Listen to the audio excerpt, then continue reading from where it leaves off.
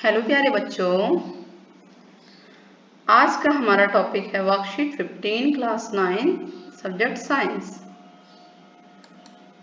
और परमाणु के ऊपर ही चल रहा है। जो हम टॉपिक चैप्टर पढ़ रहे थे उसके ऊपर जो वर्कशीट आ रही थी उन्हीं पे ये चल रहा है।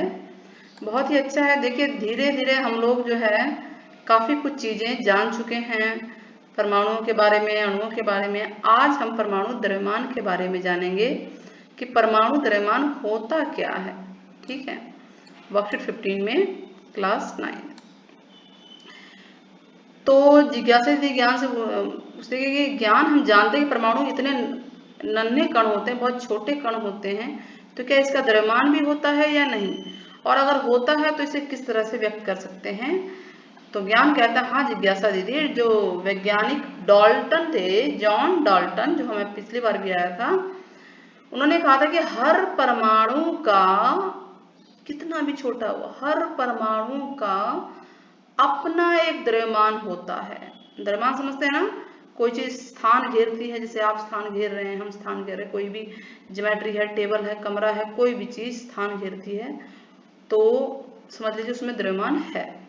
तो हर परमाणु का द्रव्यमान होता है और उन्होंने एक निश्चित अनुपात के नियम के अनुसार परमाणु द्रव्यमान की गणना भी की। और परमाणु द्रव्यमान को फिर नापते किस में है, तो परमाणु द्रव्यमान की इकाई U है। क्या है? U, जिसको बोलते हैं यूनिफाइड परमाणु द्रव्यमान इकाई।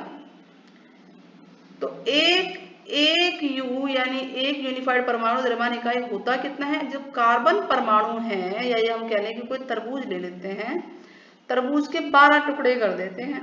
ठीक है, 12 टुकड़े दिख रहे हैं ना, तो वो एक टुकड़ा एक U है। 12 इसलिए हमने कार्बन से चल रहे हैं, कार्बन की तुलना हमने तरबूज से कर दी। तो कार्बन यानी कि तरबूज से तुलना की गई, उसके अंदर 12 टुकड़े करते हैं, एक टुकड़े को बोलेंगे एक U। यानी कि कार्बन परमाणु के 12वें हिस्से के बराबर हो गया एक U। यही मतलब हुआ ना, क्योंकि 12 हिस्से किए हमने, कार्बन का द्रव्यमान 12 होता है। तो एक U बराबर होता है कार्बन परमाणु के 1/12वें भाग के बराबर। समझ में आया? ये 12 भाग हैं, उसमें से एक भाग जो है ये एक U है। तो 12 भाग हैं तो एक कार्बन में 12 U होगा, यानी 12 उसका द्रव्यमान होगा। आगे बढ़ते हैं कि बिल्कुल ये सब कुछ यही लिखा हुआ है। और एक भाग को यानी एक हिस्से को हम हाइड्रोजन बोलते हैं। हाइड्रोजन का परमाणु द्रव्यमान कितना होता है? एक U होता है। ठीक उसी प्रकार से ऑक्सीजन का परमाणु द्रव्यमान 16 U होता है। तो यानी हमें एक बात इससे पता चली है कि परमाणु द्रव्यमान की इकाई समझते हैं, जैसे केले को दर्जन में माप तोलते हैं ना, है, और बाकी कई चीजों को किलो में तोलते हैं, किसी को मीटर में मापते हैं, किसी को किस चीज में। तो ये इकाई है हमारी। वैसे ही द्रव्यमान की इकाई U होती है, यानी यूनिफाइड परमाणु द्रव्यमान इकाई है ये।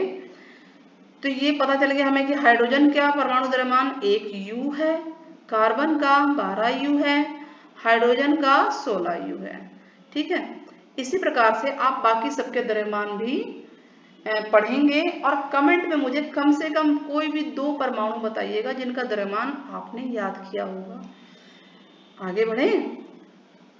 अब वो कह रहा है ज्ञान की दीदी, आपने बताया कि अधिकांश परमाणु जो है, ज्यादातर परमाणु अभिक्रियाशील होता है। अभिक्रियाशील का मतलब ये होता है कि वो किसी के साथ भी रिएक्ट कर जाते हैं और उसी की वजह से वे स्वतंत्र नहीं रह पाते, यानी खुद का उनका अस्तित्व नहीं है, वो किसी न किसी के साथ मिल जाते हैं।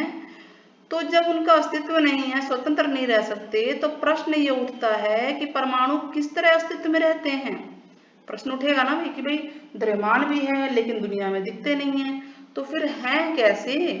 दुनिया में कोई चीज दिखेगी तो द्रव्यमान होगा ना उसके अंदर, तभी तो दिखेगी।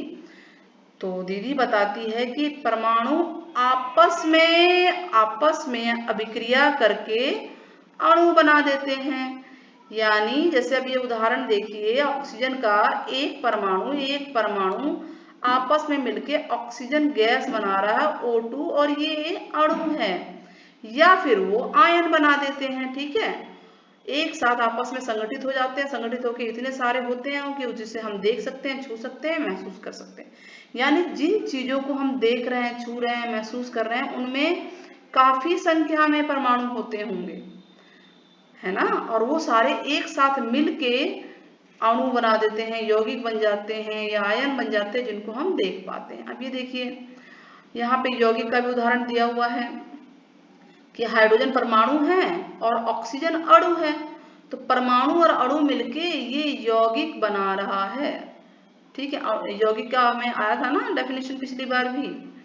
परमाणु का भी देख लीजिए, एक ही प्रकार के परमाणु, तत्वों के अणु क्या होते हैं, एक ही प्रकार के परमाणु रासायनिक अभिक्रिया करके अणु बनाते हैं। यानी एक जैसे परमाणु होंगे, जैसे O और O, तो O2 बना वो अणु है, H और H2 बना अणु है। ठीक है, इसी तरह से यौगिक क्या होते हैं, भिन्न भिन्न तत्वों के परमाणु, यानी अलग अलग परमाणु हो सकते हैं, एक ऑक्सीजन का है, एक हाइड्रोजन का है, और वो आपस में किसी एक निश्चित अनुपात में मिलते हैं तो यौगिक बनाते हैं। और हमने पिछली वर्कशीट्स में भी की थी, कई वर्कशीट्स आई थी, आप उनको देखिएगा, उनमें आपको और अच्छे से समझ में आएगा।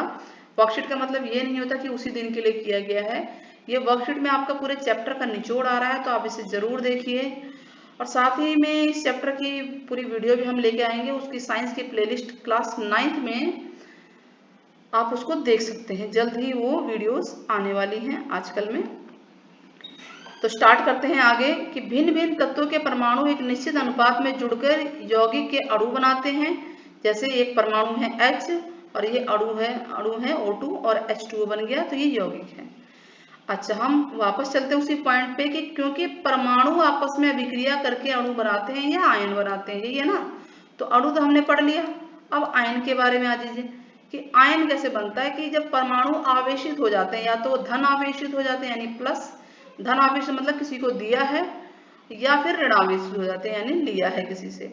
तो आवेशित कणों को आयन कहते हैं और इन पर धन या ऋण आवेश होता है। यानी सोडियम क्लोराइड है तो Na+ होगा, और सोडियम में Na+ होता है, सोडियम ऐसे, क्योंकि सोडियम ने कोई ना कोई परमाणु दिया होगा, और क्लोरीन में Cl है ये, और ये लेता है तो इसलिए माइनस आ गया। अब कितना लिया है, कितना दिया, अगर सिर्फ एक सिंगल है तो 1+ हो गया, 1+ लिखने की जरूरत नहीं होती है।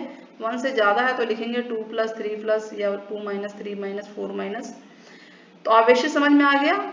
आवेशित कणों पे को आयन कहते हैं। दो तरह के होते हैं, धन आयन या ऋण आयन, ऋण आवेश, धन आवेश, और एग्जाम्पल दे दिया गया है।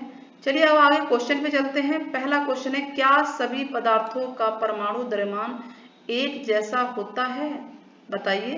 तो हमने यहाँ पढ़ा था कि देखिए हाइड्रोजन का परमाणु द्रव्यमान 1 U है, ऑक्सीजन का 16 है, कार्बन का 12 है। क्या आप ये एक जैसे हैं, नहीं है ना। तो इसका आंसर क्या होगा, आंसर नंबर 1 है कि नहीं, सभी परमाणुओं का परमाणु द्रव्यमान एक जैसा नहीं होता है। उदाहरण दे देंगे, हाइड्रोजन का परमाणु द्रव्यमान 1 U है, जबकि कार्बन का 12 U है। तो इस तरह से क्वेश्चन नंबर 1 हो गया हमारा, समझ में आ गया होगा। क्वेश्चन नंबर 2, परमाणु द्रव्यमान की इकाई क्या है, बताइए। U है ना, U को बोलते क्या है, यूनिफाइड। देखिए ये लिखा यूनिफाइड परमाणु द्रव्यमान इकाई, तो ये बोला जाता है। तो हम लिखेंगे परमाणु द्रव्यमान की इकाई यही है, U।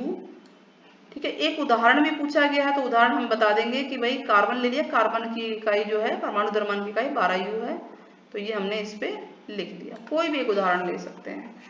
नाउ परमाणु किस प्रकार अस्तित्व में रहते हैं। परमाणु हमने पढ़ा था क्योंकि बहुत अभिक्रियाशील है, तो स्वतंत्र तो रहते नहीं, तो या तो वो अणु बना देंगे या फिर वो आयनित हो जाएंगे।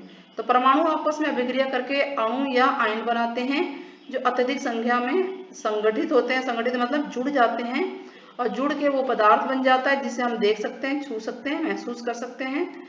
उदाहरण के लिए ऑक्सीजन और ऑक्सीजन, O और O मिलके O2 बनाता है, या H और H मिलके H2 बनाता है, या फिर O + H2 मिलके क्या बनाता है, H2O। ये बन रहा था ना, क्या बन रहा था, H2O। ठीक है, ये कर्सर से लिखा है इसलिए इतना क्लियर नहीं है, लेकिन समझ में आ जाएगा। यहाँ पे है, ये देखिए ये पूरा है, और जरूरी नहीं कि यही एग्जाम्पल हो, बहुत सारे एग्जाम्पल हो सकते हैं। नाउ क्वेश्चन नंबर 4, आयनों पर किस प्रकार का आवेश होता है, हमने ये पढ़ा है अभी कि आयनों पे कौन सा आवेश होता है, धन या ऋण आवेश होता है। तो हम लिखेंगे आयनों पे धन या ऋण आवेश होता है। उदाहरण पूछा गया है, देखिए उदाहरण जो पूछा गया उसके पूरे जवाब देने हैं, नहीं तो इसके भी मार्क्स कट जाते हैं, इसलिए आप पूरा ध्यान से पढ़िए क्वेश्चन को। कि उदाहरण लेंगे सोडियम क्लोराइड, जो इसमें दिया हुआ है सोडियम पे धन आवेश है और क्लोरीन पे ऋण आवेश है। तो आप एक कमेंट में एक और आप ऐसा ही कुछ बताना जिसपे धन और ऋण आवेश होता हो, ठीक है। तो इस तरह से हमारी वर्कशीट पूरी होती है और ये इसके आंसर्स हैं, देख सकते हैं आप लोग, आपको स्क्रीन पे नजर आ रहे होंगे। आप लोगों से उम्मीद है कि आप लोग चैनल को लाइक सब्सक्राइब शेयर जरूर करेंगे अगर आपको वीडियो पसंद आई है। साथ में अपने दोस्तों में भी, फ्रेंड्स में बताइए ज़्यादा से ज़्यादा, ताकि वो लोग भी हमारी वीडियोस को देखें, हमें भी हौसला मिले, उनको नॉलेज मिले। और कमेंट जरूर कीजिए, कमेंट करने से हौसला बना रहता है, पता रहता है कि आप लोग पसंद कर रहे हैं या हमारे वीडियोस में क्या क्या कमियां हैं हम उसको दूर कर लेते हैं, कोशिश करते हैं कि हम अपना बेस्ट दें। नेक्स्ट वीडियो तक के लिए गुड बाय।